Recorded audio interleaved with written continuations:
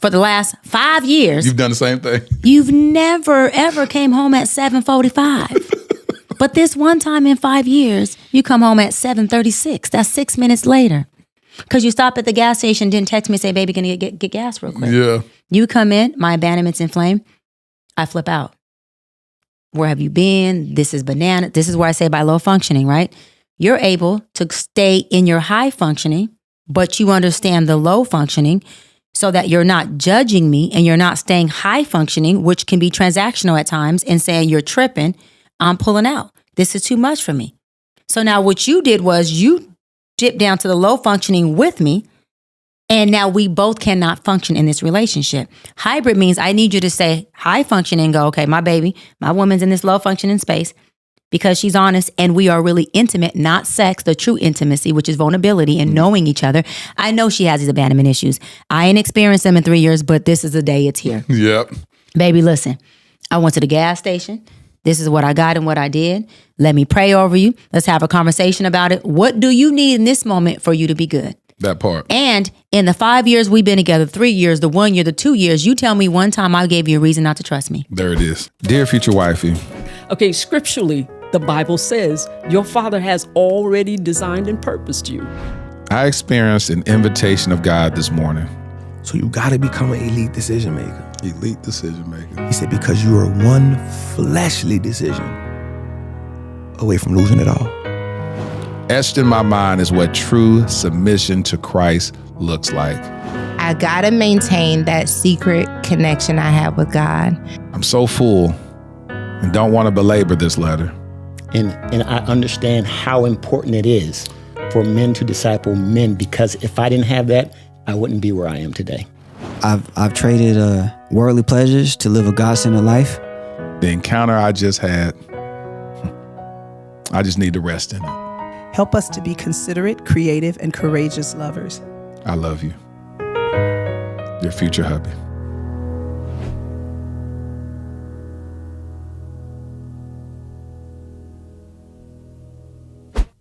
Welcome to Dear Future Wifey Podcast. I'm your host, Laterra Sar Whitfield. Listen, are you still shacking up with us?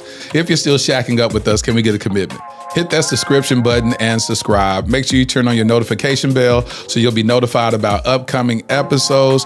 While you're at it, visit the description, sign up for the mailing list, and go ahead and join our Patreon so you can see BTS of the podcast, me on tour, and just get an inside look into the life of Laterra Sar Whitfield. It's quite entertaining. Well, this is a person I've been wanting to have on the podcast. This woman has been going super duper viral because she has a no-nonsense approach when talking to anybody. But the videos that's been going viral is her interviews with Cam Newton and Nick Cannon because she's going to keep it all the way real. Well, today we're going to turn the conversation on her as we uncover her journey of love. So without further ado, welcome to the Dear Future Wifey Podcast, my homie, Dr. Cheyenne Bryant. How you doing, Queen? I'm so good, Laterra. Thank you for having me, and thank you for having this platform. It's, it was destined for us to be here. And not just be here, but also become friends. Yes. Right? So how did we get here? So first of all, literally almost a year ago, my fans were like blowing my DMs up. Like, you need to be on Dear Future Wife. You need to do this.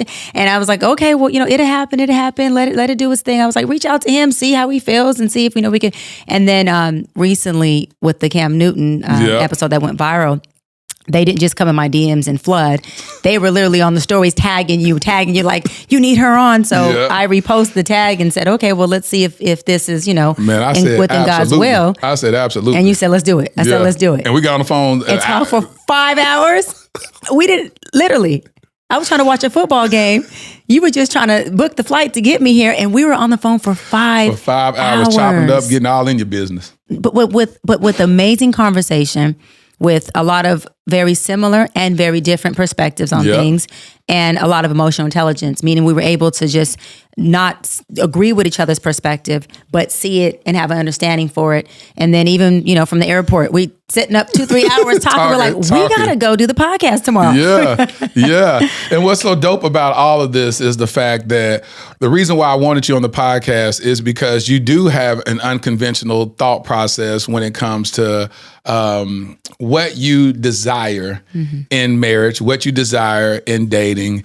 And I've never heard that before. And so I was like, I love it when I get a chance to talk to people that open up my mind to say, okay, these are different perspectives.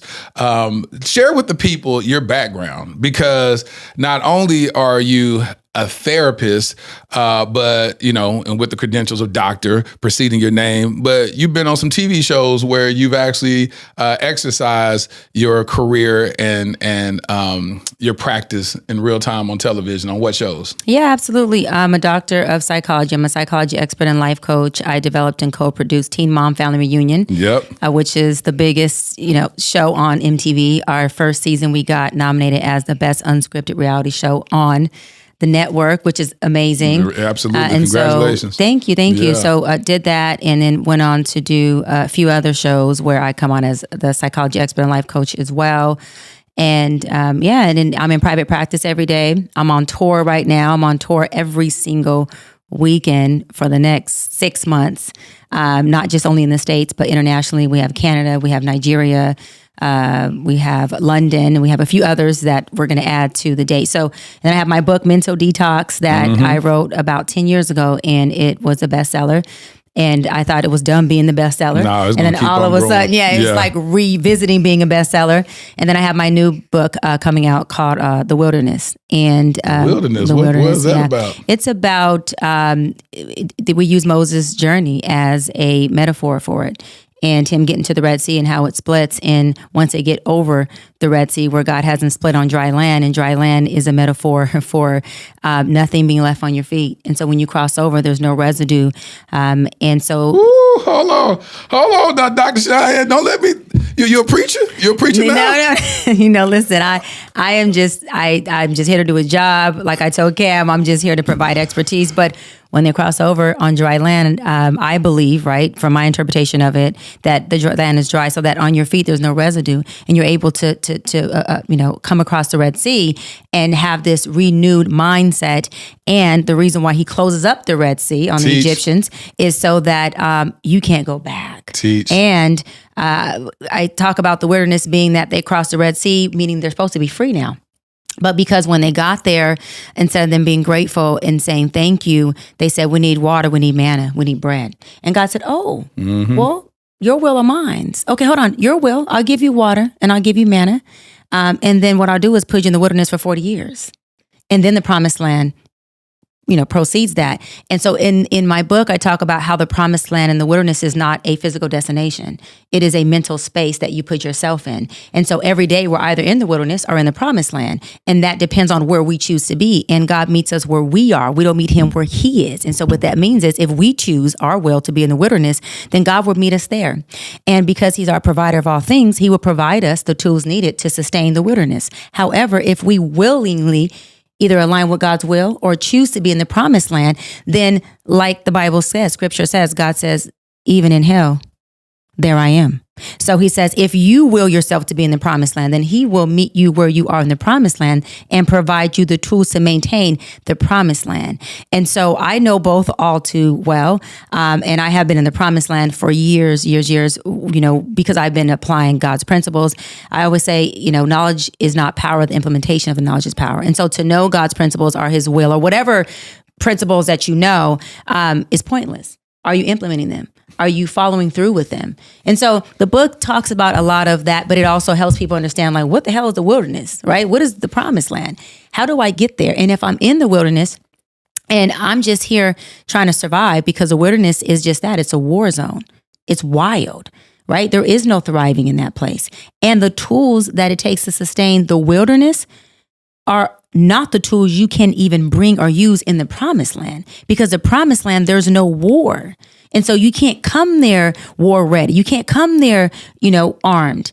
You have to enter the promised land disarmed and surrendered and accepting and in full faith and leaning not onto your own understanding, but trusting God in all your ways. So that's the promised land mindset.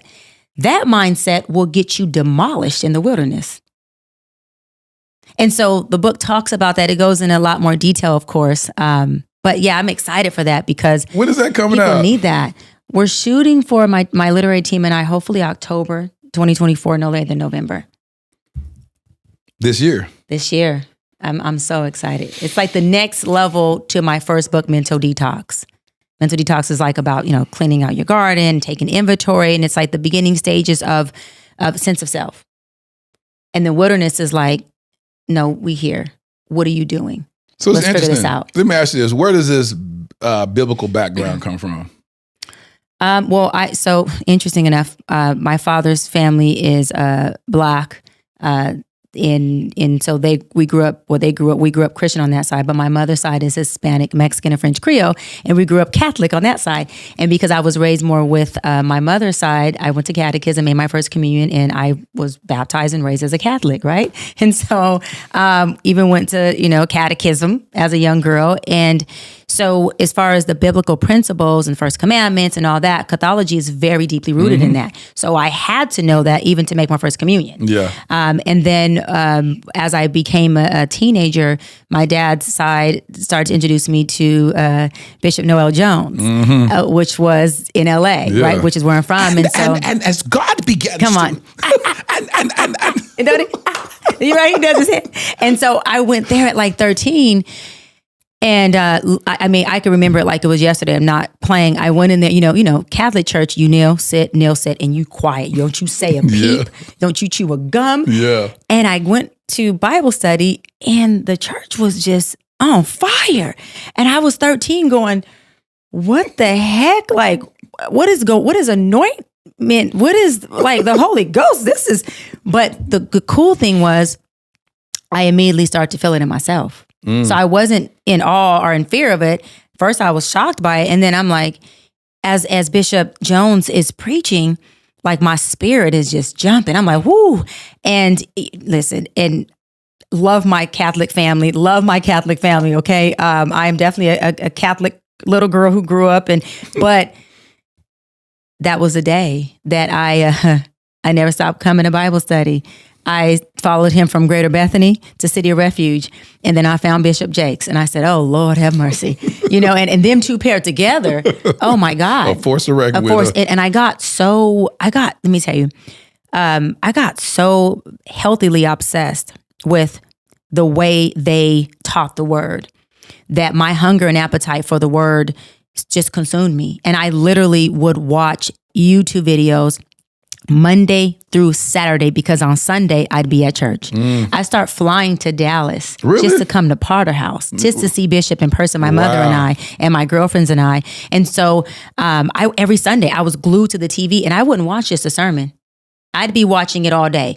I'd be running at the gym working out and I'm on YouTube, Bishop, the word. And so Cathology helped give me a lot of discipline and structure. And I'm not taking from it, but I didn't get a lot of the principle and the word from it. But when I started to come to more of which I think we're all Christians, but I say Christian church, the word just awakened in me and it started a different journey. And interesting story, when they first brought me to Bible study at like 12 or 13, I told my auntie Charisma, I was like, I'm not sure about this Jesus guy. I remember I'm 12 or 13, I'm a kid. Yeah. I'm like, he ain't the intersector. Like, why do I have to talk to him to talk to God? God's my God too, right? So she's laughing at me and we're at Bible study. And I'm telling her and all of her Bible study friends and constituents, like this little girl's like, and I don't know if I want to meet Jesus, but I don't in my mind. And I'm upset. And my auntie just was so loving. And she was just so gentle. And she was saying, listen, she would sit me down and show me videos of Jesus and try to teach me. And I'm like, no, I'm going straight to God. Ain't no in Jesus Christ's name. So how'd you feel in Catholicism when you had to go through the Mother Mary and all that stuff? Right. So I still had a problem. I want to talk directly to God. I wanted a relationship because what I was saying as a little girl was I felt like the liaison, was a barrier between God and I. And I want to take this moment to pivot really quick because that is what a lot of people have a problem with when they feel religious versus God. Relationship. There you go. And they look at it like religion or Moses or Jesus or Mary are these barriers between them and God. When the Bible says God is closer than your breath. So if he's closer than my breath, he is me. We are one. So why do I have to go through this to get to that? As a young girl, this is my perspective. Yeah. And my aunt Charisma, she just kept showing me things, kept taking me to church, but not in a way that I felt like I felt smothered, right? And she let me have my opinion in it. She let me feel how I felt in it. I never felt crucified because of it. I never felt dismissed. She was delivering me as I was trying to understand what this was. Oh, she was so amazing in this. And so, anywho, long story short. Is she still around? Yes, she's still around. Shout out to you, Auntie. Yes.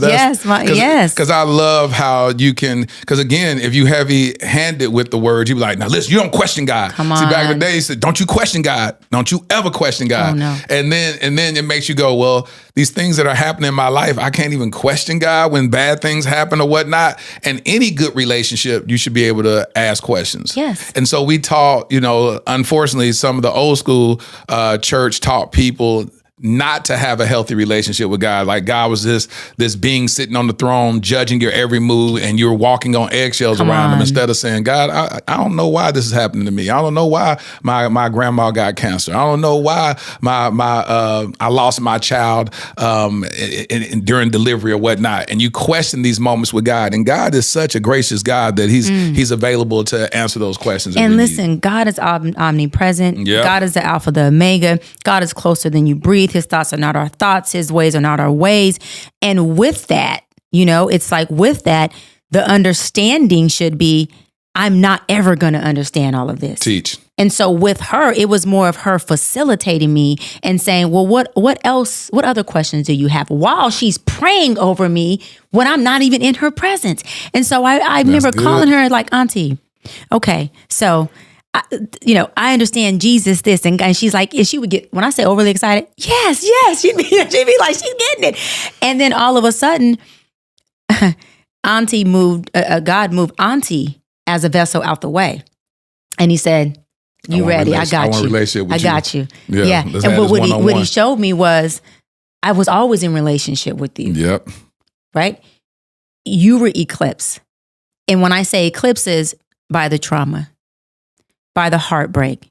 And so you took your worldly experiences because you didn't have the understanding of me yet as a little girl, and you tied me to it. But I also told you to be in the world or not of the world for a reason. And so as he's teaching me through experience, it broke so many chains. I mean, it shifted my perspective. I remember asking God as a young girl, because my mom, she had suffered from addiction. She's sober now, thank God. But I remember as a young girl going, I don't understand. I don't understand, God. Why is my mom on drugs? I don't get it. I don't like it. I don't understand it. I was always, God created me, y'all. Yep. So don't judge me. He created me. He knows my personality. Yeah. He knows how I talk to him, and it works because we have an amazing relationship. But I was like, God, I don't like it. Yeah. As a young girl, I mean, about 11 or 12, maybe even 10. He said, listen, baby, in order for you to understand it, I'd have to allow you to experience it. And I said, guess what? I'm good. I will lean not onto my own understanding. In all my ways, I'm acknowledge you, allow you to direct my path. Trust you. And when I did that, as time went on, he taught me how to surrender. Good. And as I got into my first relationship and became engaged, the more I fell in love with this man, the more my trauma just inflamed. And I was even more mad at God because I'm like, what is going on here? Why is this happening? And he said, because you won't surrender to what is going on. You're still in the savior role, trying to save your mom. You are still allowing her decisions to have a direct impact on you. But if you would just surrender, because life is meant to be lived like this, not like this. This is surrender. And when we live life like this, because experiences and emotions are supposed to flow through us. The Bible says emotions are fickle, honey.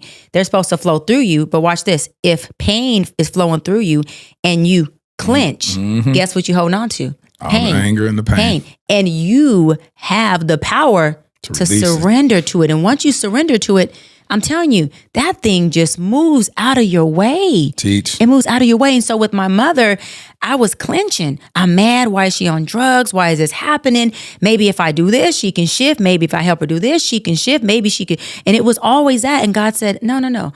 Maybe if you just let it go. So I told God, guess what? All right, I'm going to trust you. But while I trust you, detach me. Detach me from everything that has to do with her, but I'm still going to provide for her. I'm still going to make sure I'm loving on her. I'm taking her calls. She got a cell phone in case emergency happens. She got food and she got shelter.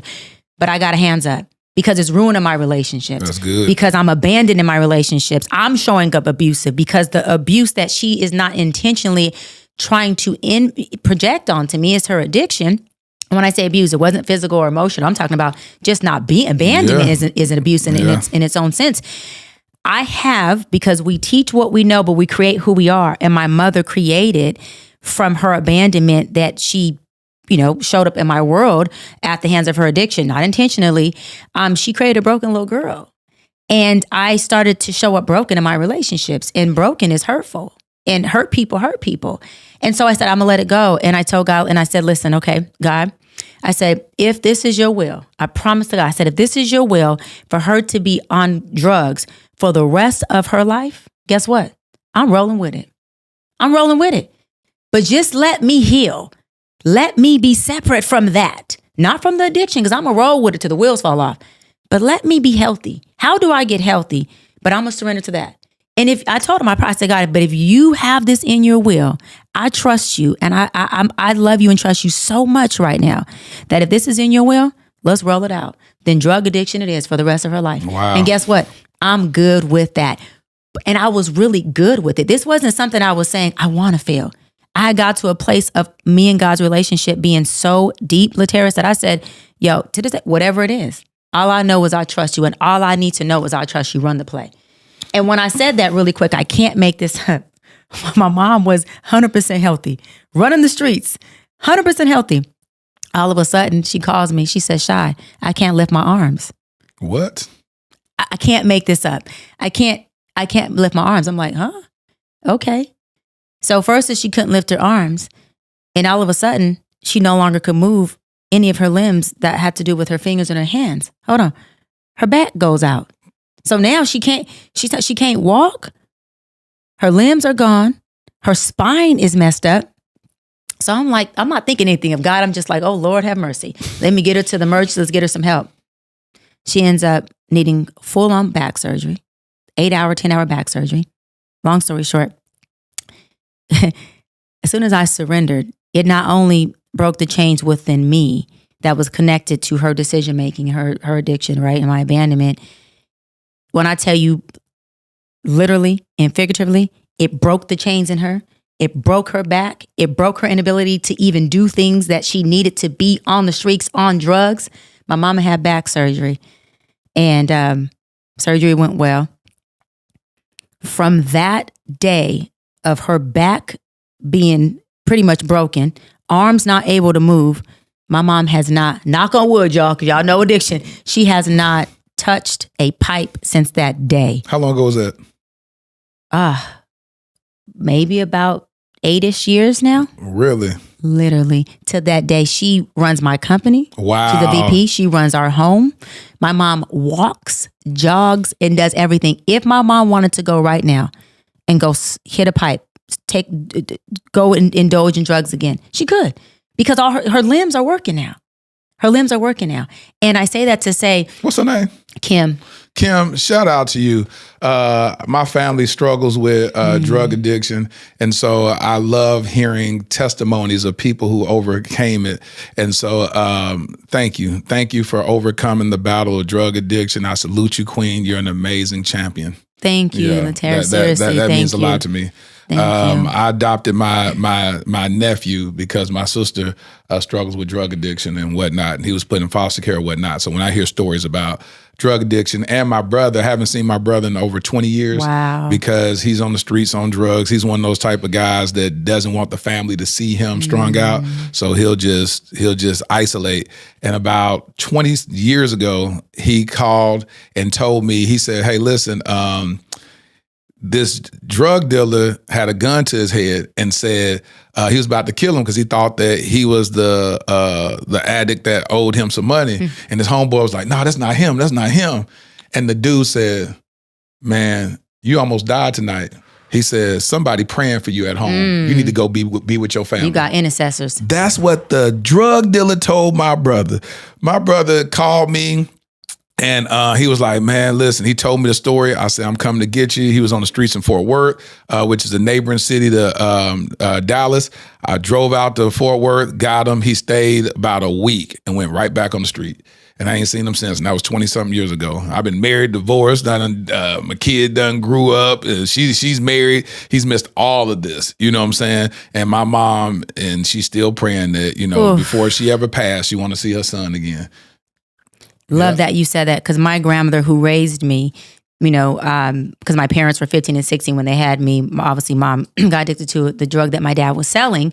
But before she was her praying. And I remember saying to her, Mom, because I call my grandmother Mom too. She's my mama. I would say, Mom. And she would say, baby, I'm so sorry. I'm so sorry. I'm just praying for your mom. And I used to get so mad. And I used to say, stop praying for her.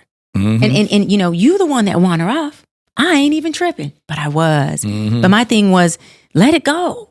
Let it go. Stop telling me. Every time you tell me, I have to face the reality that it is that. But I want to say this. My grandmother, my mother's mom, she died last year.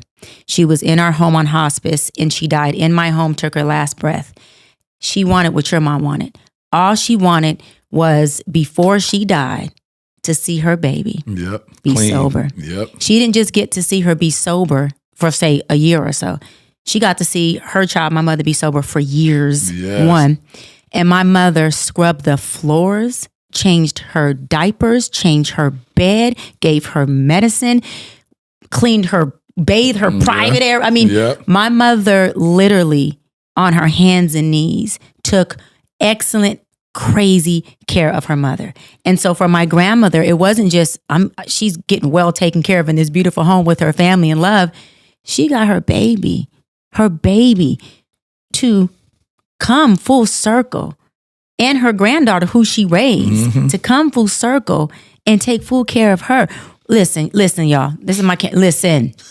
I said I wasn't gonna do. I'm doing. Listen, because I did the Be Simone podcast, and I opened up for the first time about my mom and addiction and so forth. And people flooded the comments and said, "That's my story, Doc. My mom is still on drugs. I'm still struggling, just like your mom. I'm still praying." Let me tell you something.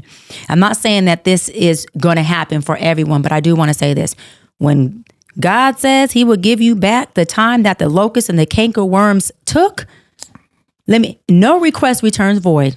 No request. I'm not saying that that's what's going to happen with your loved one or your parent or your father or your child. But what I am saying is continue to pray, continue to trust the process and trust God, and surrender. Don't pray with resistance.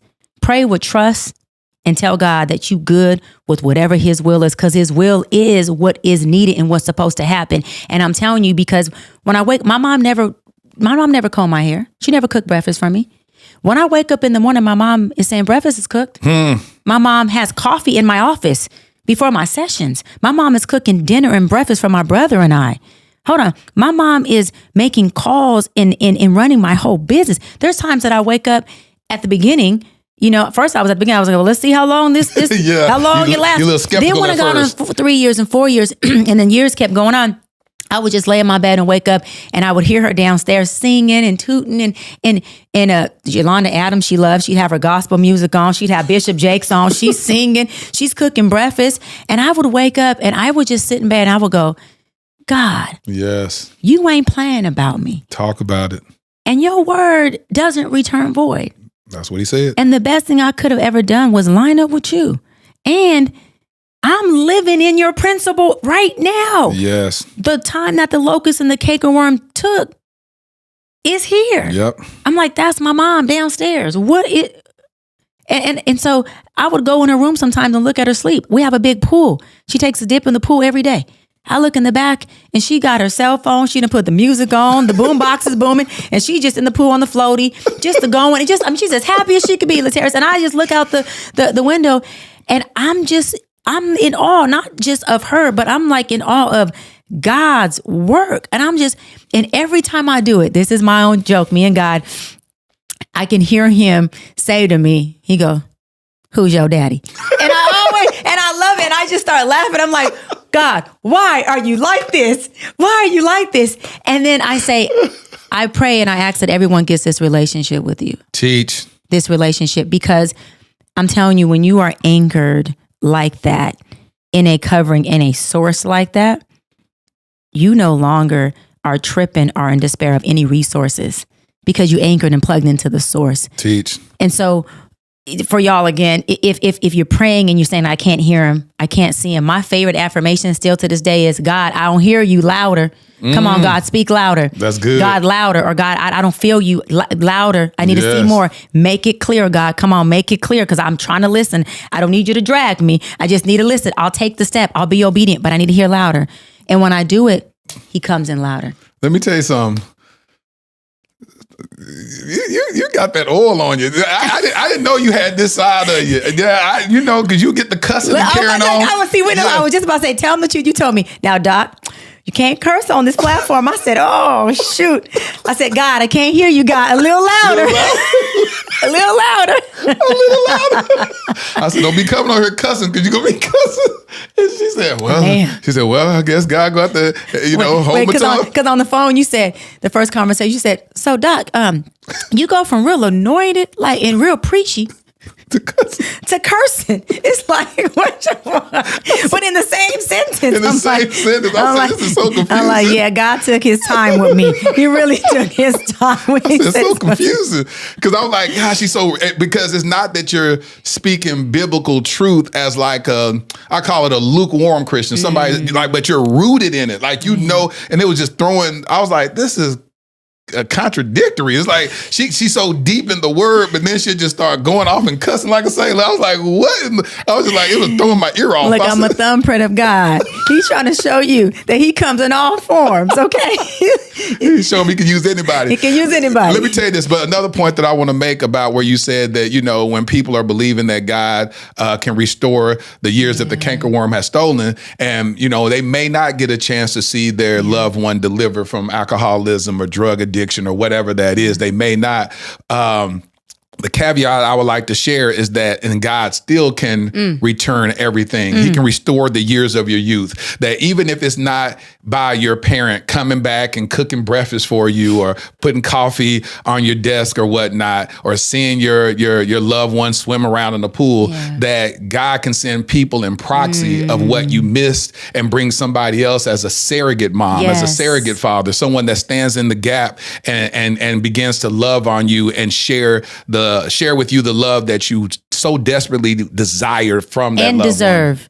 one. And deserve. Desired and not deserved. God can, God will. God will. God is doing everything right now. Yes. Okay? He doesn't leave or forsake us. It's not that he's not doing, it's that we're not receiving. There it is. Or we're eclipsed. Yep. And so our job, just like with love, is to break down the barriers that are keeping us from receiving God's love, his omnipresence. He's doing right now. He's being and doing. It's us. We have the barriers, and our barriers are what he already told us, caught up in these worldly things that are fickle, that in a lot of times are just our illusion. And this is why God says, call a thing that ain't as though it is. Yes. Because he's saying you can move a mountain. Yes. And so the mountain is just there as an obstacle or a barrier if you will see it as that. Or it can be looked at as a mountain I learned to climb up to get over to the other side. Teach. It's how you perceive it. And for me, I perceive my mountains as, okay, God, I said we about to burn some calories today. I'm at the top. And when I'm at the top, like Moses, do I get to hear your voice? Teach. Do I get to have a conversation with you? Teach. What do I get at the top? And then when I look down, it's not me going down, meaning lower level. It's, I get to go down to not the valley, but green pastures. See, it's what you will have it to be. All about perspective. And the promised land is here. And so every morning I say we all have one job, is to be happy. I create the promised land in my mind through my thoughts and my emotions. And I'm always not feeling connected, but feeling fused and as one with God. And that's where I say, well, hey, whichever way it goes, I know it's meant because it's your will. And if I trust your will, really trust it, then I'm saying run whatever play. Throw it. I'm just going to try to be wherever I can be on the field. Yes, I love that. And the one thing that the takeaway from old grandma of yours, what's her name so we can honor her? Mariah. My grandma Mariah, is to pray without ceasing. A lot of times we give up because we don't see that thing come to pass, but you never ever lose if you pray without ceasing. That's one thing that in our generation we've given up on. 100%. We'd be like, well, prayer don't really work because I've been praying and then this didn't happen. And at the end of the day, it's like, yet. I always look at stuff as yet. I prayed and this didn't happen yet. And if you continue to pray, what other option do you have? You can complain, you can murmur, you can sit there and be negative and be like, well, I mean, this, and then stop praying. And the devil say, yeah, that worked. Come on. That worked. Come on. I got him to stop praying. At the end of the day, Jesus says, I pray that your faith fails not. And so that's where the devil, the secret battleground, is in our mind when he causes us not to pray, when he causes us to lose faith, when he causes us to give up. Keep going. That's the eclipse. And the minute that you give up, then the devil say, well, that was easy. Now let me move on to somebody else. And guess why the devil's able to creep in? Teach. Because once you stop preaching, you lose hope. Hope deferred makes the heart sick. And when the heart is sick, we got all these sick, see, I almost cursed. There you go. We got all these sick people walking around here. And once you are sick, that is the wilderness. There it is. Once you are sick, that's the devil's playground. Teach. Because if I can get you sick in your mind, listen, Bishop Jake said it best. I don't want your car, your woman, your house. But if I can get that thing up there, it is. I'll have you destroy it all. I'll have you get addicted to drugs and destroy your whole family. I don't got to take your wife. If I can get you your mind to get you to cheat, I can get her to divorce you. And if I don't get her to divorce you, sure stay, but it'll never be the same. You'll have a house that's homeless. So all he needs to do is get here. And again, once the heart is sick, at the result of no hope, then there's nothing left, because hope and faith at the peak are the same thing. Teach. Let me ask you this. Your journey of love, are you looking for a man that's a believer? Do you desire a man that is rooted and grounded in the Bible, a Christian? So I don't desire a man like that.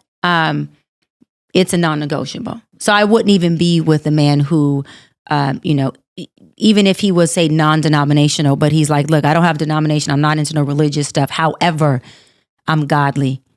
I read the Bible. There's principles I follow, because, a man who is double-minded, and I say double-minded because if you have no principles, then what are you standing on? What is your blueprint? What is holding you accountable? What are you anchored in? If you can't anchor in something that's bigger than me, which should be you, then baby, you can't anchor in me, because we only give people who we have, and I'm going to experience you at the depth of who you are. And so a man who is unstable, right, or double-minded, is unstable in all his ways. I'm not looking for an unstable husband, and I'm not looking for a husband who can't cover me when I am being fickle, because I'm also still human. So I need a man who can say, hold on. My high functioning, low functioning, terms, who says, baby, right now you and your low functioning. So what I need to do is cover you. And covering sometimes looks like pray for me. Covering sometimes looks like let me sit in this room and just do whatever I'm going to do while you go in the other room and you tell God, have your way in here.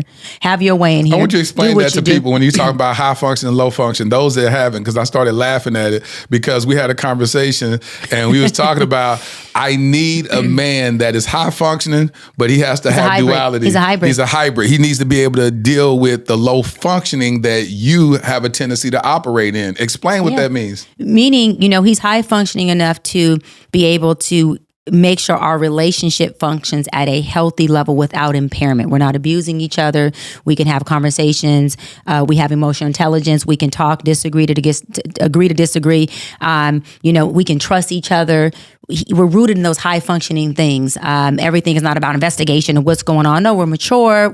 He can feel what he feels and regulate his emotions so that we're not having chaos all the time.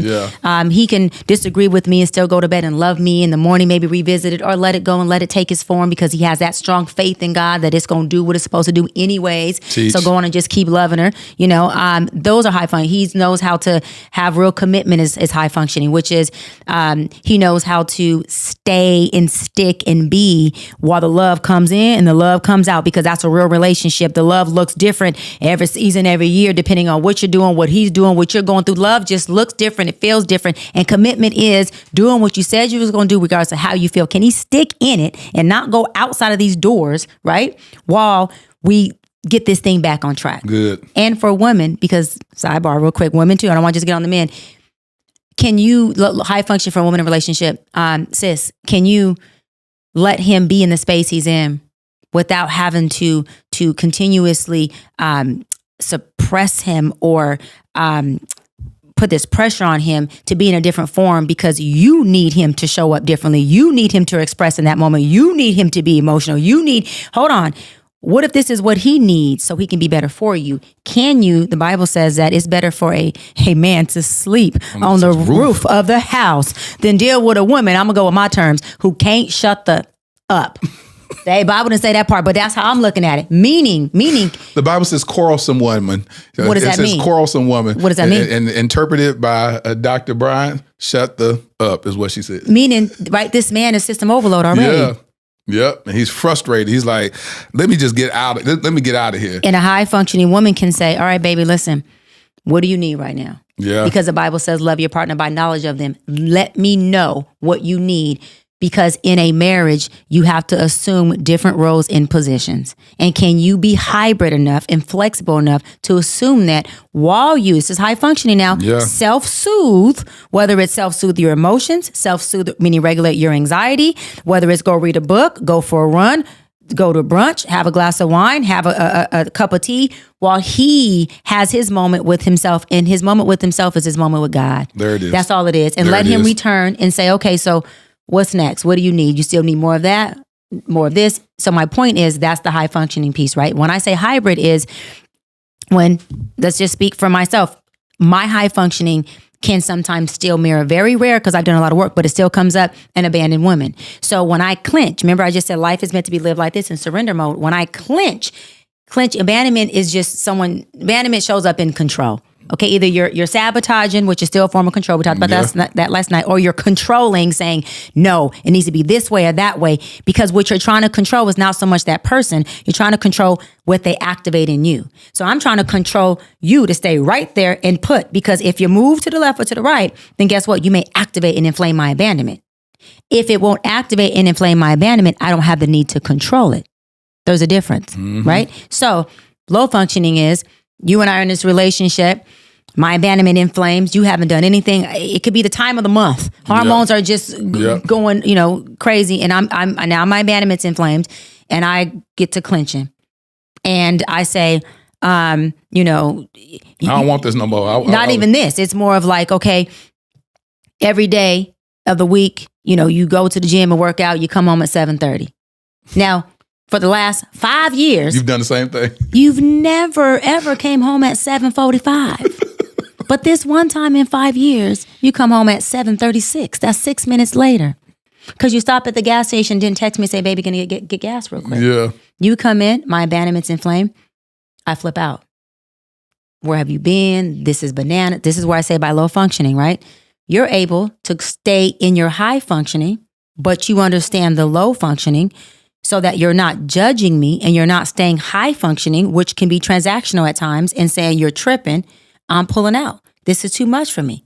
So now what you did was you dipped down to the low functioning with me, and now we both cannot function in this relationship. Hybrid means I need you to say high functioning and go, okay, my baby, my woman's in this low functioning space because she's honest and we are really intimate, not sex, the true intimacy, which is vulnerability and knowing each other.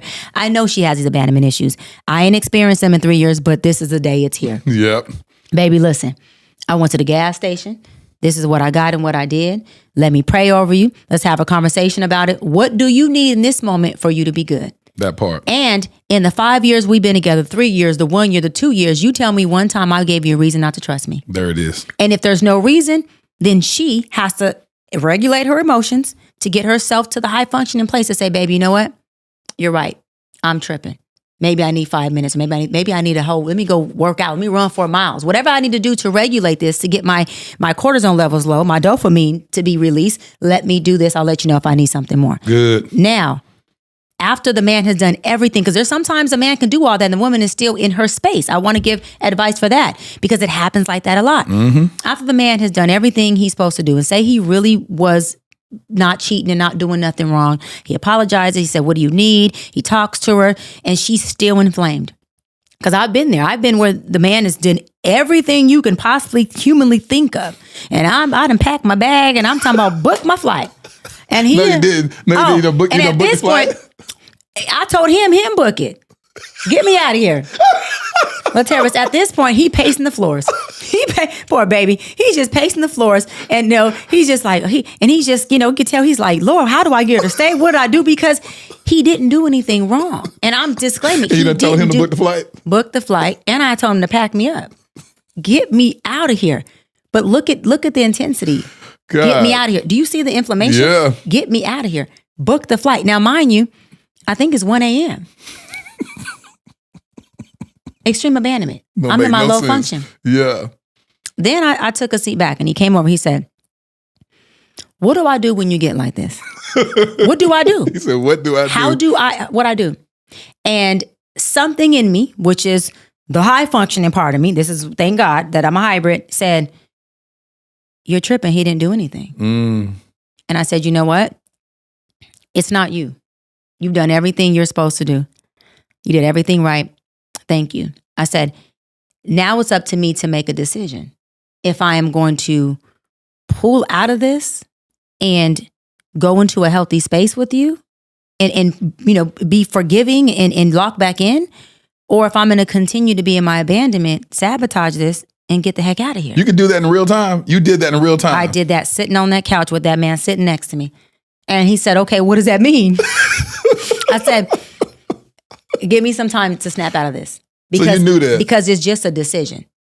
But my emotions are so inflamed that it is blurring my decision making. Yeah. So I sat, I prayed, and I said my affirmation, God, louder. Yeah. Louder.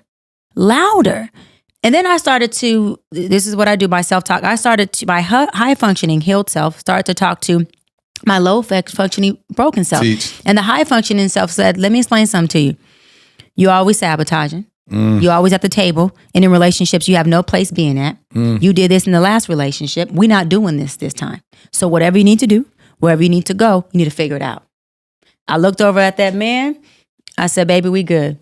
And he looked at me, though, kind of crazy. Like what you just said, like, did she just do that in real time? But he had this look like, what the hell just happened? like, are you bipolar? That's what I'm about to say. Exactly. No, it was, I was processing. I was literally using my own tools on myself. And I'm telling you. Were you saying the stuff verbally? No, inside my mind. But in my mind, it was this conversation that it was like louder. No, it was this, and I'm on the couch and it's just doing this thing and I'm feeling it. And all of a sudden, my high functioning self, thank God, was able to overpower my low functioning self, and the low functioning self regulate and dissipate it. And I just had I explained to him, this is what happens. And hopefully I can always do that. If not, just please don't let me leave. And he was still trying to figure out, well, what does that look like? Because this was a man who was very, a real alpha, in the sense of a real alpha is not a hostile man. A real alpha is not, no, that's called testosterone. Okay. A real alpha man is strong, vertical, loving, gentle, but he also has his own boundaries. Yeah. That says, baby, hold on now. What does that look like? Because I don't want to be putting hands on you to not get you to leave, because I love you and my love is healthy. Yeah. And it's gentle. So we had to explain that, but I said that to say that is what the hybrid looks like. So I'm not perfect in with me dating now and my husband, he is also has to be built a certain way that understands. If he doesn't understand it, he wants to know, how do I do that with you? Because I am going to be with you forever. And so because I'm going to be with you forever, I got to learn too how to regulate you. This is a team spirit thing. Yes. This isn't well, they shall probably figure it out. Yeah. Hold on. Wait a minute. Or you should have had that fixed before you came to me. Because that's never going to happen. Exactly. Nothing's ever going to be completely fixed before anything happens. It just doesn't work like that. Yep. And I tell people, you got to go broken. You got to go scared. You got to go unfixed. You got to go hurt. You got to go halfway healed. The point is, you just have to make sure that you go. And when you arrive, then be ready to assume whatever role or position you need to, and trust yourself and God in the process to say, when I get there, I'll have the tools. I just told you God meets you where you are. Teach. So when you get there, he'll be there. He says, in hell. There you. Let me tell you something. That's why he's God. And his thoughts ain't our thoughts. Because, baby, I don't want to go to hell with you. Yeah. But if I have to, meaning you're my husband, this is why, another reason why I've taken my time to get married. Because people can say they respect marriage and the sanctity of it, but they're showing up to a marriage that says, as long as we in heaven, put me on the list. Yeah, I'm here. But as soon as we get to hell, I'm gone. let me pivot. Yeah. But a lot of marriages, and I'm not saying all, but I've been doing in my field for 17 years, and I've yet to see a marriage that's gone 15, 20, 30, especially you're talking about these 50-year marriages that haven't gone through hell. Yeah. And hell. The only recipe to a long-term marriage is stay. Keep your ASS there and be in commitment. And then you have to learn, the Bible says marriage is for disciplined people. Yes. Discipline means when we in hell, am I disciplined enough, Lateris, to self-soothe? That's emotionally, physically, mentally, whatever you need, and be in this hell with you and sit in there and say, all right, babe, I may need to take it in pockets, and that's okay. Now I'm gonna sit in there for 2 hours, but then I gotta, but I'm not leaving you. One thing you can count on me is I'm gonna be here. Now I don't know how I'm gonna show up all the time, but I will be here. But that's marriage. And that's all that's necessary, like to just show up. I'm here. And that's what's so beautiful about it. And by the way, you're doing a great job not cursing. I'm proud of you. I done spelled it out, but I'm trying. God, I can't hear you. I need you louder. You're doing an amazing job, Dr. Bryant. Listen, so you've been on this journey. Have you always wanted to get married? Because a lot of times people assume somebody may be 42 years old and say that they've always desired marriage, but then you'll find out that maybe in the last couple of years you only desired it. So have you always desired marriage in your life? No. And when did that arise? At what age did you start being intentional to say, you know what, I really do want to get married? In my mid-30s. In your mid-30s? In my mid-30s. But you had been engaged prior to that, right? Yes. So why did you say yes and accept the engagement prior to that, knowing internally that you never wanted to get married to begin with? Right. Love that question. So I've always wanted to be a mother. And I was raised on principles from my mother, my father, and my grandparents that, marriage and family, right? And so based on principles and coupled with, I didn't ask. I just happened to meet a guy in my 20s, his 20s, our early 20s, that was amazing and who knew healthy love. And I didn't. And so he was a beautiful buffer for me. And that's not my words. He would say he's a buffer. I thought we were just going to get married and be together. But he was the facilitator. He was the high functioning when it came to how to facilitate me. He was a sturdy oak. Put it this way. I have yet to be or feel a safe space with a man since that relationship, and that was in my 20s. Really? He created such a safe space for me, and let me tie in why that's important. People show up fully where they're safe.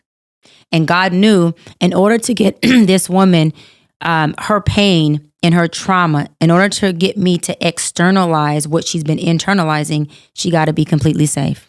And so he put me with the man who could create a completely safe space. What that did was, unfortunately for him, but fortunately for me, or maybe fortunately for him, I was fully authentic. I was fully myself. He got all of the loving, nurturing, affectionate, like pouring into him, treating him like a king. But he also got the intense trauma, abandon, neglect, toxicity. I'm a young girl. I don't even know that I have this trauma. I don't even know that I'm just this dysfunctional. And when I say the duality, all of it was there. He said something profound to you, right? Mm-hmm. What did he say that was so profound to you about what you desire? Yeah, we talked about that last night, and he was right. He said, and this was like, we were literally planning our engagement party. He said, baby, I'm just a buffer for you. And now, mind you, in my mind, I'm like, we get married. So, and it would hurt me when he would say, not because I thought he would leave, because I was hurt for him saying that. He said, I'm a buffer for you. He said, you're too insecure for the man that you really want right now. And that was in my 20s. I was like 22, 23 when he said this to me. And I'm like, what? He goes, hear me when I say this. He said, I'm a buffer. At some point, you will become secure enough to be with that guy. But right now, you're with me because you are too insecure at this moment to be with who you really want to be.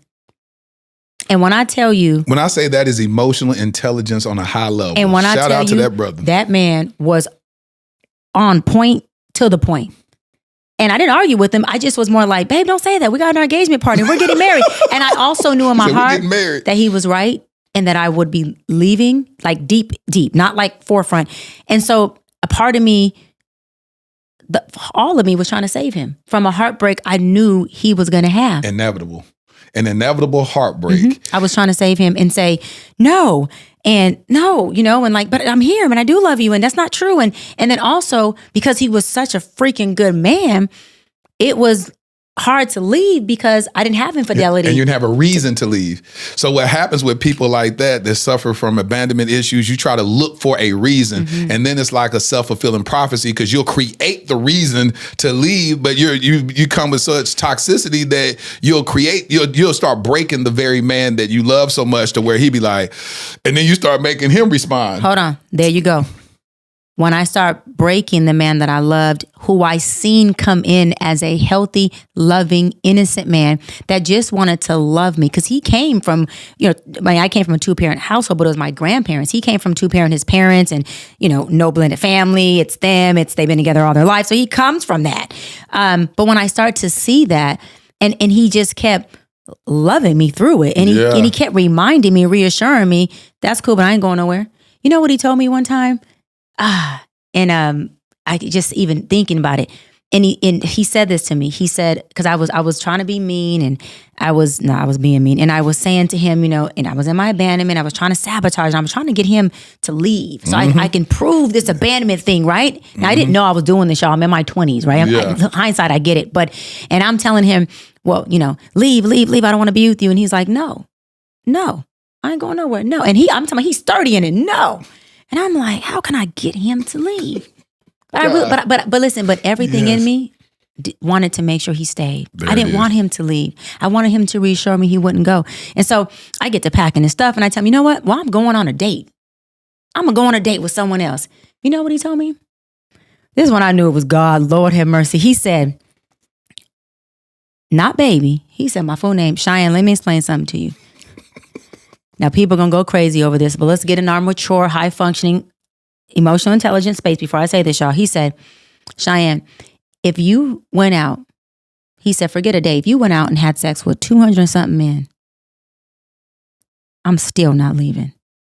I'm still not going nowhere. And as much as other people and men who aren't mature enough to understand the context of this. Yeah, it's what he's saying. It's not what he said. It's what's in the substance of. And when he said that was a moment where I said, I use a curse word, but I said, what the am I doing? Like, yo, what am I doing right now? That's good. Like, what? And when I tell you that was a mirror times a mirror, and I sat down and I just started crying. And I said, I'm not really a crier. And I was boo-hooing. And he's just looking at me. And he probably looking at me like this so crazy woman. But, he looking at me and I said, I'm sorry. I'm so sorry. I'm sorry. I'll never, ever abuse you again. Meaning not, but anyway, like emotionally, I'm so sorry. Like, oh my God. And he just looked at me. And from that moment, I shifted and I stopped emasculating him. I couldn't, like I seen myself. And I was so disgusted and turned off by what I was seeing just through his ability to say, listen, and then we talked about this last night, I'm not marrying or in love with the idea of you. I'm in love with you. And so because I'm in love with you, there ain't no conditions. Because if I'm in love with the idea of you, I can take this idea. We talked about this. Take it off. The jacket, the idea is a jacket. The jacket, go to another woman and say, baby, I like women who wear pink jackets. Put this idea on you. Yep. But because he really wasn't, and this is the power of love is not enough to sustain a relationship or a marriage, but the power of love changes like this. And when he did that, I was going, like, what? And so I shifted. But what happened was when I started to shift, this is what happens when you heal, y'all. As I shifted and became different and became more secure and became this, it changed the dynamic of our relationship. Because as the buffer he was sent to be, he had no more, his role was no longer relevant. And so guess what I was doing? Becoming different and healthy, and he didn't know how to facilitate that healthiness. As weird as that sounds. And I knew the best thing I can do, which would be a service to him and I, especially more to him, was to leave. Really? and let him be with somebody who I knew could just really be as good as he was. Seriously. And now don't get me wrong, I was very good to him. We just had those moments where and you're in your 20s. And he didn't have to, we're in my 20s, and he didn't have to learn. He just knew how to facilitate me. And so, that's that's what marriage is, though. If I would have married him, which I don't want to be with him now, but he's an amazing guy. If I would have married him, that is the safe landing that I believe all women deserve. That part of him is what I want. That part of him is what I want my husband to have, is that I'm not leaving. All right, well, I guess we're going to figure this out. All right, well, so you still hungry? Okay, so, I'm getting in this bed. Yep. All right, well, so we both mad then. Okay, so we got tickets to the concert. Get dressed. How many times have you been engaged, Cheyenne?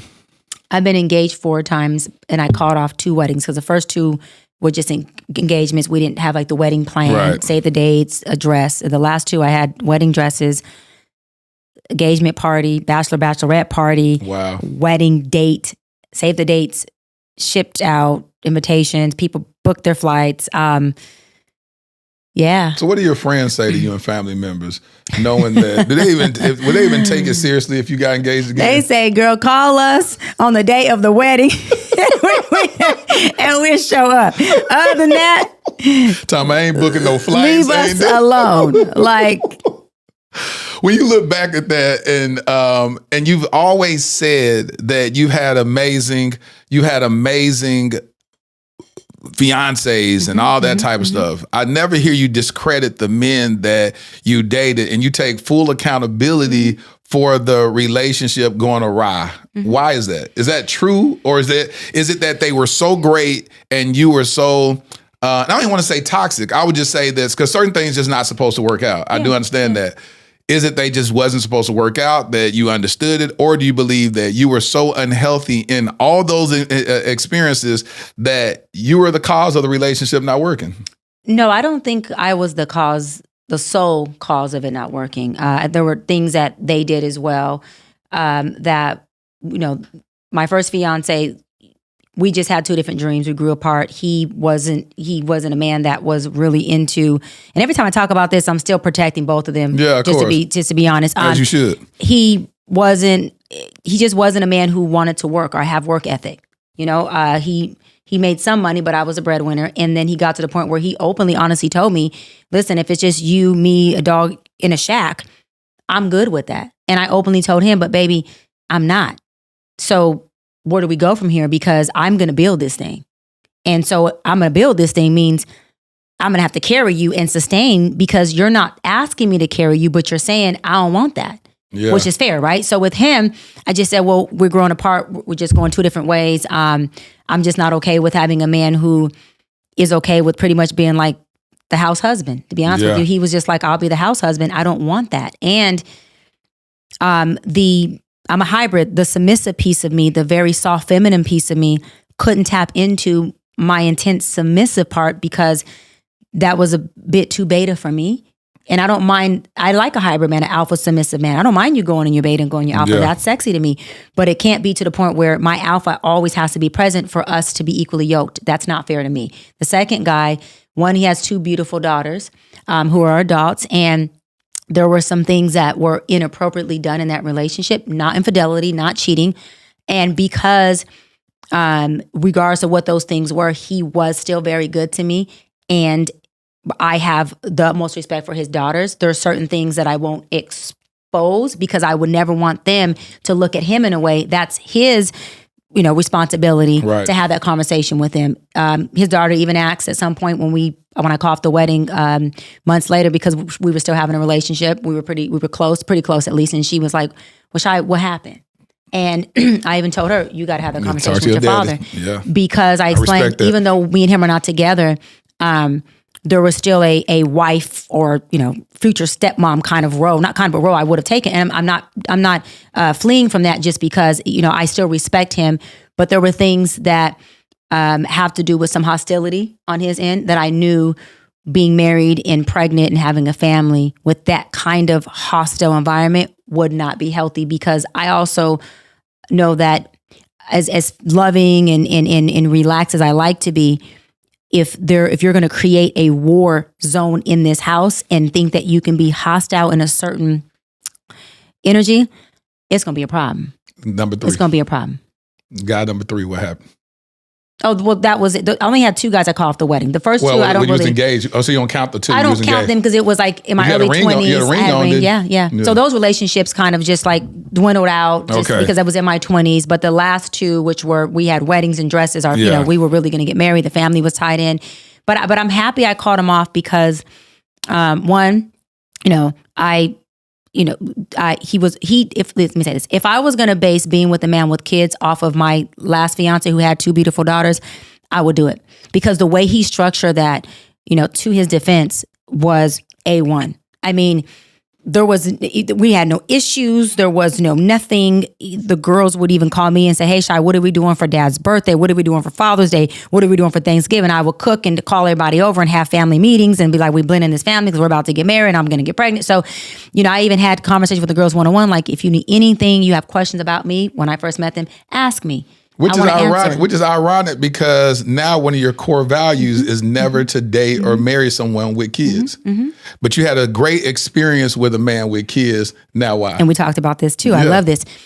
There were times where we'd be laying in the bed, day goes perfect, nothing happened, and we're getting closer to the wedding, or not even that, we're just, engaged, and it would come up. And I'd always be able to be open and talk. I'd say, "I'm having those feelings again." And he's like, because he knew from the beginning I didn't want to be with a man with kids. He knew too. I was very honest.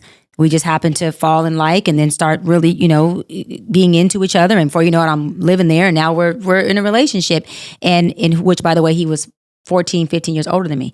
So coming back to what I was saying, and he would say, "Well, what's those feelings?" I'm like, my values, my preferences are starting to inflame in the sense of, you don't want a man with kids, Shy.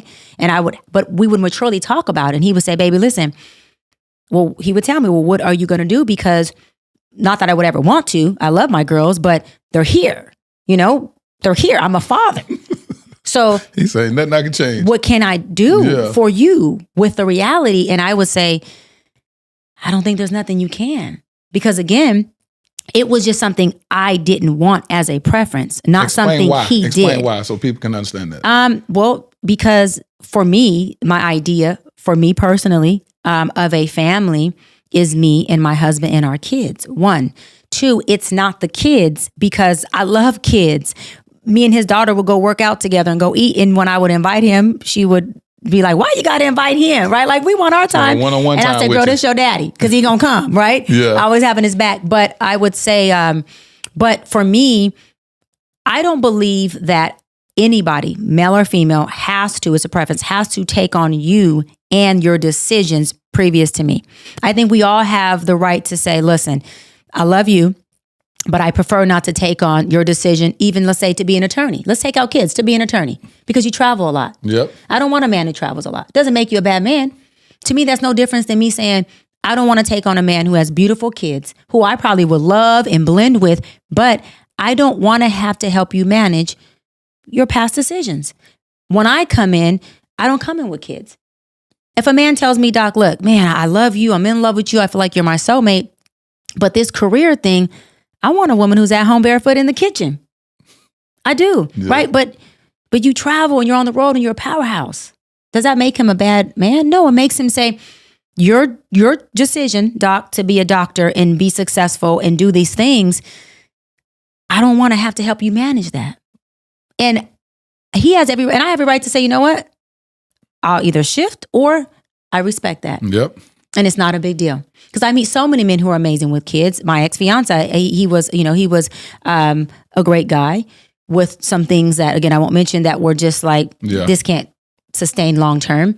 But I just told him, like, there's nothing you can do. It's me who doesn't want a man with kids. And when I left him, which was about 6 years ago, I have never dated a man with kids. And I've never calibrated. So to the women out there who are like me, with or without kids, men out there with or without kids who want a partner with no kids or a certain partner, let me tell you something. When people used to tell me, oh, there ain't no men out there with no kids, or, oh, girl, there ain't a lot of men out there with kids. I'm not looking for a lot of men. I'm looking for one man. There it is. Okay. So, and in them 6 years, I found many of those one men with no kids. And let me say, what I love about God, he allowed me to experience a man with kids and without. When I'm with the men without kids, not the man himself, I'm talking about me in my own preference and gut because he has no kids, a different flow, a different me. And my spirit says, this is it. And so guess what? Just like God gave back the time that the cankerworms and the locusts took, and God has yet, Lateris, God has yet to return a request void. And because of that, I'm going to trust God and not y'all and not even you, because I know the way that God's shown up in my life and delivered.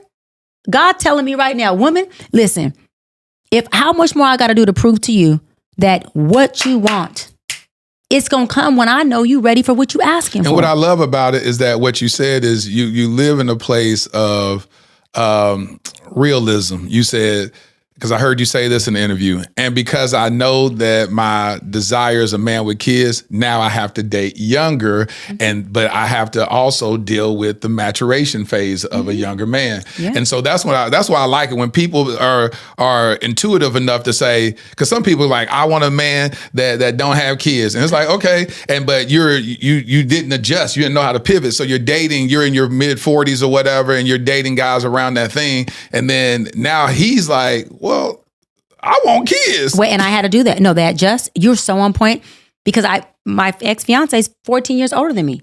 So I was the opposite. Yeah. I used to be like, I'll never date a younger dude. Like, oh my God. Because I was so mature. My career happened early. I bought my first house at 19. I mean, what am I gonna do with a young man? A young boy in my mind. Yeah. But as I got older, here I go talking to God. God said, okay, what if I told you your husband's younger? I was like, oh my God, come on, God. You always try to switch up the game. I thought we was just running an easy route. You want me to go up 5 and in 10? Yeah, he done threw an audible. Right. And so I said, okay. And he goes, okay, and you saying you want a man with no kids. I agree with you. He said, that's within my will. I said, okay. He said, but he's going to be younger. I said, what does that mean? He said, how young? He said, you don't have patience. I said, oh, damn. He said, you're a pivot, quick. I said, oh my God. And I said, how young? But what he did was in this 6 years is literally, they've been all younger men. And when I tell you the adjustment, the first time I dated a younger guy, it was challenging for me because I found him less valuable in so many ways, because I'm like, the wisdom's not there, the experience not. And then my patience, I used to say, listen, if you want me to stay, meaning like if we're at his house having a good time, if you want me to stay, you're going to have to relax, meaning emotionally, right? Like, no, seriously. And I would say as a grown woman. You said relax. Meaning like you're going to have to get some control over your emotions, in the sense of feeling a certain way for me, or not being able to engage in a conversation without being inflamed. Okay. Right? Because, when you're young, you don't have the gauge. You're just emotional and you're reactive and you're just in love or I'm leaving. But if you want me here, I want to be here, but we have to have a certain environment. So there goes that patience. That was 6 years ago. Now come current day, even the guys I date now, I'm not exclusive. I'm still single, but one of the guys I date we talked about that happens to be younger. And I have a better understanding of the patient. So when certain things happen, I go back into my conversation with self and God, and I go, oh, okay, that's the patience part. And God goes, that's it, baby. That's it. I say, oh, okay, I had to maybe act. But to his defense, he is actually, knock on wood, thus far has been very mature in a lot of ways. But I still make sure I remind myself, okay, this guy is still younger, and I have to have that patience. And I say, would I rather have patience with a younger man, or would I want to deal with my spirit constantly uneasy because I'm going against my values, because this man is amazing, but he has kids. And so I can't fully unpack and connect with him because the barrier between us is these kids. I said, no barrier, because I'll unpack fully with this man, and I'll go all the way in with this man, to the point where we're having kids in a family. That's good. So for me, I'm clear on what I want, and my wide road, which is destruction, says the Bible, is now become a narrow road, which is happiness. And for me, when you get narrow, even if what you're asking for hasn't manifested yet, you're still very happy because you're clear. Clarity is something that gives you peace and what I call God's peace and happiness. Good. When I say I love it, and I want people to take away that you don't have to have a scarcity mindset when dating, that we serve a God of abundance. We serve a God of intentionality. We serve a God that will grant you the desires of your heart, and the very desire that was placed in your heart, he granted that. He planted that seed inside of you. And so and like you said, I just need one.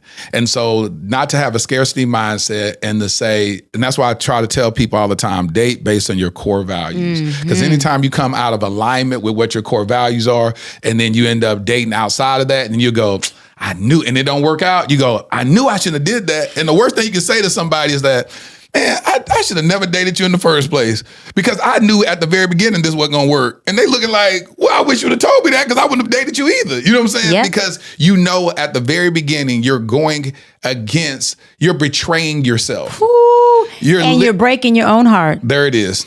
And I love what you said really quick, because I know we're wrapping, but you said date based on your core values. Yes. That goes to me saying, listen, y'all, stop just looking for love. Love is not enough. The Bible says it too. Love is not enough. What he said, when you say core values, is the other components, the likability, the conduciveness, and the compatibility. Yep. That's the stuff that will keep you tied in and locked in and fused and plugged in. Love, we love our kids. We love our parents. We love family members that we cannot stand. Cannot stand, but doesn't mean we don't love them. Don't mean if they need us, we won't show up. But you don't want a marriage where if he or she needs me, I'm going to show up. But we homeless over here. No. And so for me, I look for the likability. I like a man with no kids. Right? I like a man who's anchored in God.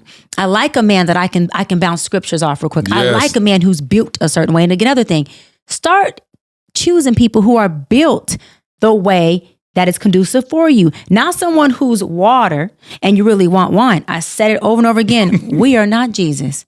We cannot turn water to wine at all. Because if women could, baby, listen, we can't do that.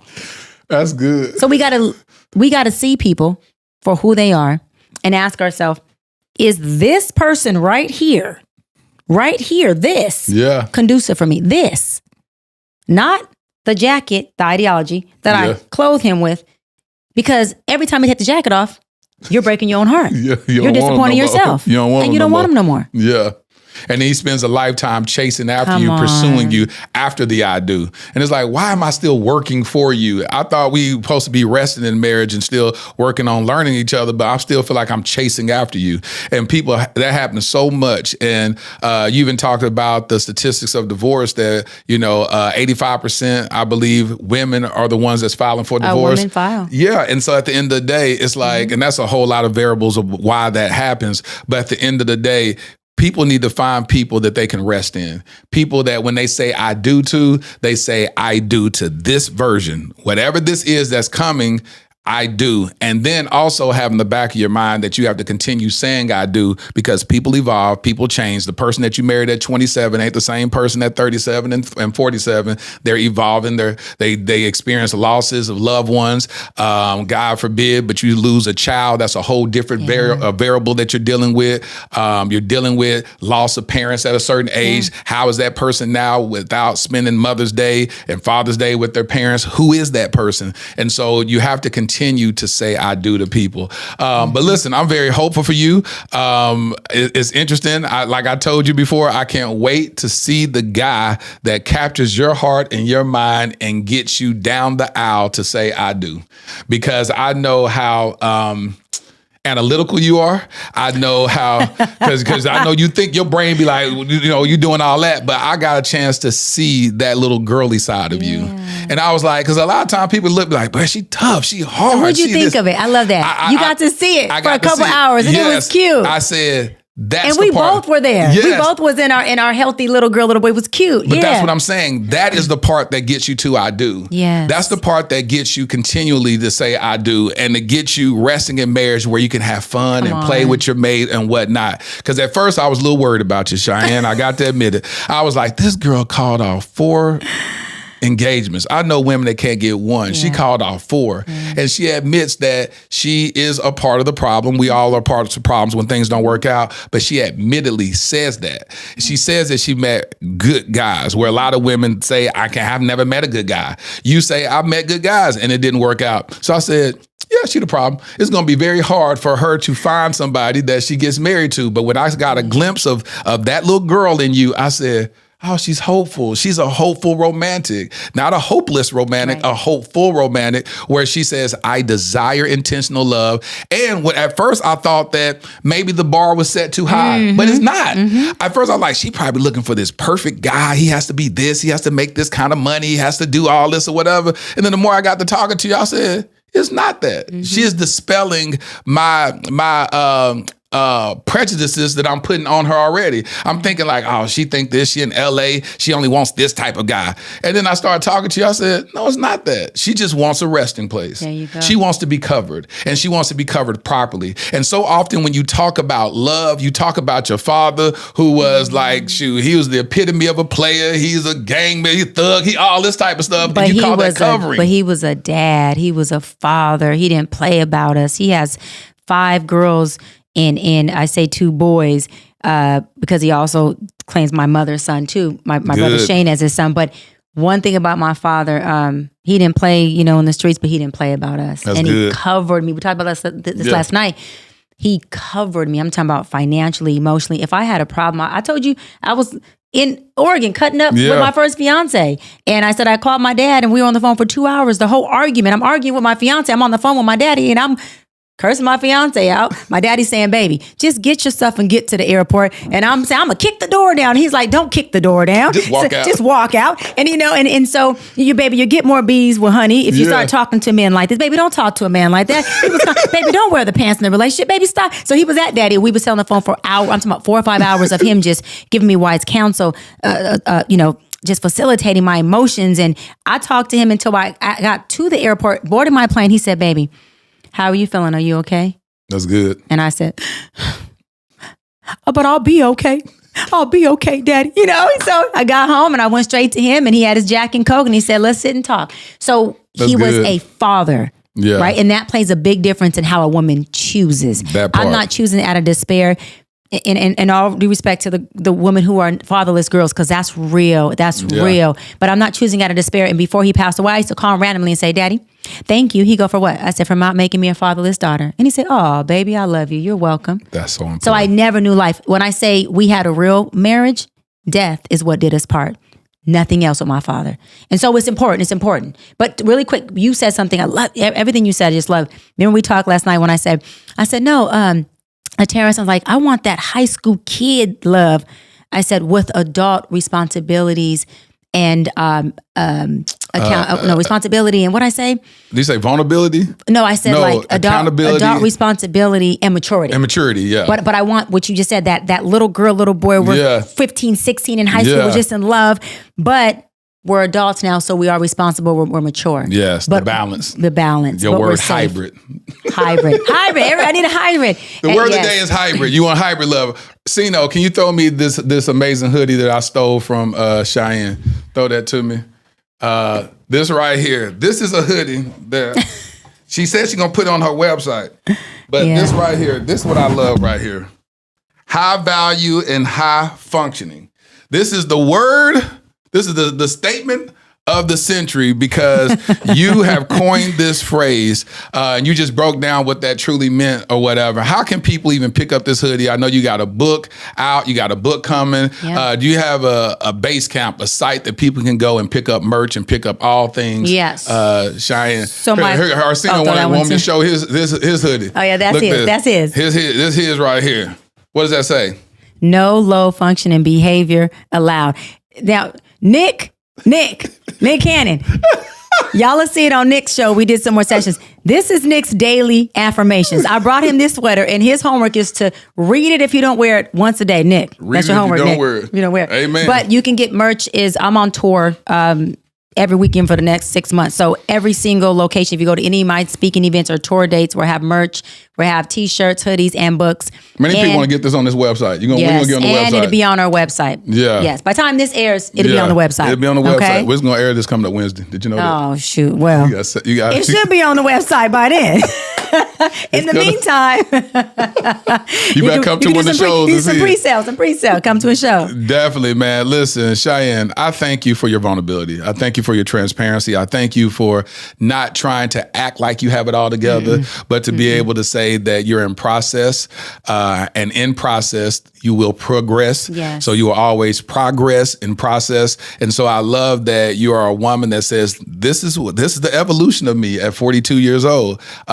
This is where I am. This is where I am from a career standpoint. This is where I am financially. One thing that I do respect that you even talk a lot about your money. You know what I'm saying? Yeah, you don't throw around all that stuff. And in every conversation I've had with you, you don't ever throw all that stuff around, which is really, really cool. You always speak from a place of core values, who you are, and some of those soft skills that you have and what you desire, and accountability. Yeah, because you told me I was soft last night in a good way. You said, "Yeah, you're very soft and feminine." Like, because I didn't believe it at first. I said, "This girl's a thug." Because I said, "You be on the phone, you be blank and cussing, watching football." And all but this. at first you said, "You can fight." Yeah, I said, "Real good." I said, "Cheyenne, I bet you can fight." Huh? And then after a while, you were like, "You are a hybrid. Like, you are so soft and like feminine." What the heck just happened? Because you're a switch, you know what I'm saying? But you did say something. You said that this is so important for men to hear, is that your feminine will acquiesce to a masculine. And so if you're around a masculine man, 100%. that you have a tendency to just be like, well, let me just dial that back. Let me rest. Let me be covered. Let me be taken care of. And that's what you said. And I was like, oh, wow, I never really thought of it And like really that. quick, say what you said about women, because women need to hear this. About the women who say they don't want that. They need their space. Remember you talked about that? Yeah, you have women that be like, listen, because I didn't, I think that the way you operate, you'd be the type of woman that if you married somebody, they need to live in a whole nother And what state. I say? And you're like, no, I'll pack up. I will go there. And I can want work him anywhere. in my skin. I want to be with him. I love spending time. I want to be as in each other's skin as much as we can. And you said that's different because a lot of women, successful women especially, they want their space. They want a man away. And what did I say? Yeah. What did you say? I said that's because a lot of women have never been covered. They've never been covered. And that's because a lot of women, even if they had their father, he wasn't covering them. There it is. And so it's not that they don't want it, it's that they've never had it. And they are in fear that it would never come. So they say, you know what? I don't want it. So to protect myself from the heartbreak or the disappointment of you not doing it, like I've never had it done, I'm going to say I don't want it. But I've been covered. And so for me, it is just a part of my fabric. It's you can't not cover me as a woman, even with just you and I as friends. You covered me the whole time I've been here. The whole time you covered me. I'm talking about from airport to here. Not even just saying as a gentleman, I'm talking about your energy. You as a man. So that comes natural when all you know is I'm used to being covered. I had a father that covered me. And so this is why fathers, you teach what you know, you create who you are. A woman is what her daddy makes her, and a man is what his mama makes him. Pay attention to that. Pay attention to that. That's good. Pay attention to that. You're just always dropping gems. I'm trying to wrap this up, and now I'm sitting in that. The man is who his mother makes him. That's good. We're gonna chew on that. Hey, listen. Y'all go follow my homie. Of course, you got a whole lot of followers. She probably won't even notice you if you're following. I was playing. How many you got on Instagram? A million something? 2 million? 2 million? 2 million and some change. Yeah. Some change. I bet you we could talk all about how that, as you saw yourself climbing, like what in the world is going on. But it was everything I prayed for. We talked about that last night with my dating situation. And it was everything I kept telling God, like, what are you taking so long for? Why are you taking so long? You're taking so long. And he just, like he does, he said, girl, I'm working. You just keep showing up. You ain't ready. I'm working. And then the moment that he knew, the levee broke. And he was like, all right, you want it? Gas. Here go the floodgates. Here the floodgates. And then he said, who's your daddy? I said, you do it every time. You do it every time. Who's your daddy? Yes. So, but again, it happens. But please be very clear on your request. When I tell you no request, bad or good, returns void, I mean that. There it is. And every request that I've had, I'm living in it. Like when I tell you I'm living in it, I don't know if people do this and I think this is good. Sometimes I pray and I pray for God. I say, God, you know what? Does anybody ever pray for you? Does anyone ever pray for you? And I just start praying for God. And I said, I pray, God, that you have whatever you need. You don't need anything, so you say, but you have whatever you need.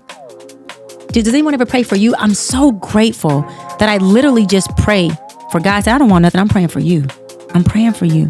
You prayed for God. I pray for God. We're I gonna do. let that go because that right there hit differently. And I know you got a session you got to hop on, so I'm trying to respect your business.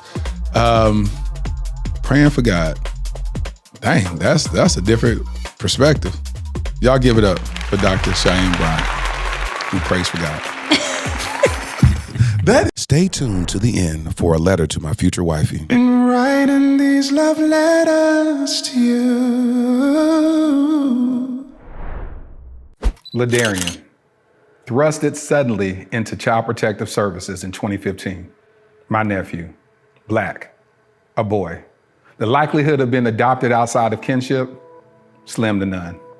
Armani, 16 years old, Black, a boy, with 5 years in the foster care system before I even knew his name. The likelihood of ever being adopted, yep, you guessed it, slim to none. While Ladarian and Armani were trying to survive and barely thrive in an overpopulated and underfunded foster care system, I was living my own life, doing well professionally.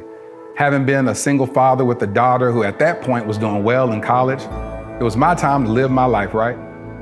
Wrong. I felt unsettled, tireless, agitated. There are just too many of our Black children stuck in ambiguity and in the limbo of the foster care system. In 2017, I legally adopted my nephew, Ladarian.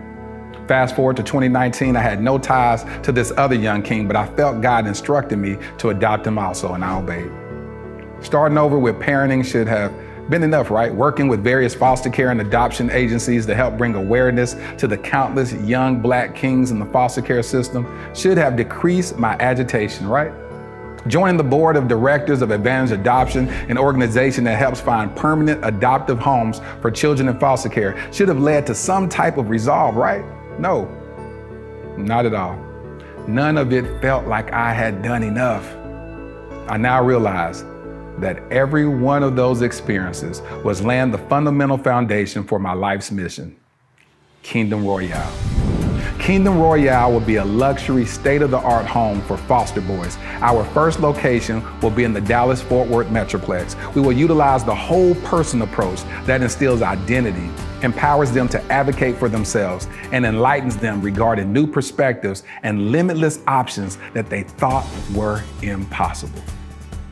Though the young kings will attend the local public schools that are in proximity to Kingdom Royale, our at-home curriculum will broaden their worldview through participating in the arts, attending various cultural events, learning about and engaging in multifaceted discussions about current events and even relevant historical context, introducing them to gardening and landscaping and even caring for our animals on our farm and on-site stables. We just launched our Startup Capital campaign with the goal of raising $2.8 million. Now, why $2.8 million? Well, in 2017, I created a web series in which I performed random acts of kindness for targeting the homeless community. One of the most notable successes was that one of the videos went viral, garnering 28 million views. However, one of my biggest regrets is that I didn't raise a single dollar to help in implementing a more sustainable plan for the homeless community.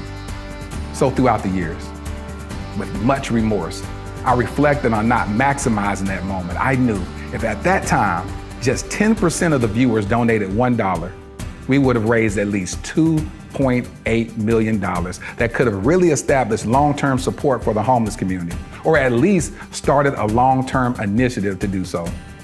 This is my do-over. This is our new beginning. Together, we can attack this at the root by specifically helping our homeless Black boys who are already disproportionately represented in the American foster care system. I'm Laterris R. Whitfield. I've been nominated for 3 regional Emmys documenting my work with the homeless as well as my personal adoption journey. Despite those accolades, the greatest award for me is truly providing the infrastructure for a transformed life. Visit kingdomroyale.com for more details. Crown a king and make a donation today.